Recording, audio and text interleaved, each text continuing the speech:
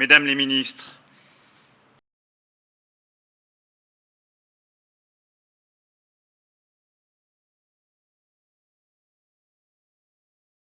ce n'est pas seulement un hommage à un homme dont la conduite fut exemplaire tout au long de sa vie, au service de la France.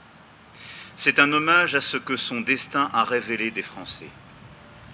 Cette forme particulière de contradiction et d'affrontement qui nous est propre, mais qui s'achève par la victoire de l'esprit républicain sur les forces réactionnaires.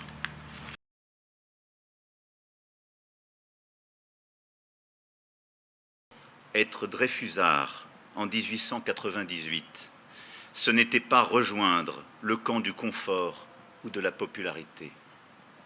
C'était s'exposer, minoritaire, à l'hostilité de son propre milieu, parfois de sa propre famille.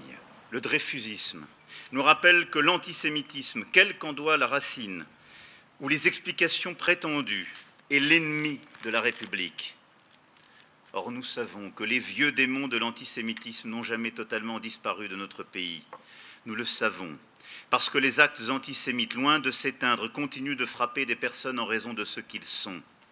Et face à ce retour de l'odieux antisémitisme, la vigilance est un devoir de tous les instants.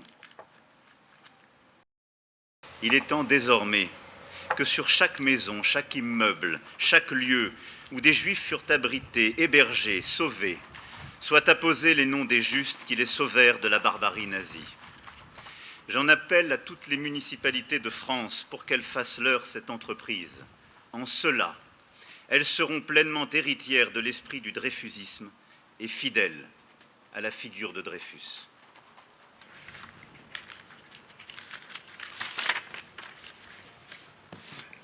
Je dois avouer avec tristesse que je n'aurais pas imaginé, à l'âge que j'ai atteint, voir l'antisémitisme ressurgir avec tant de virulence dans notre pays.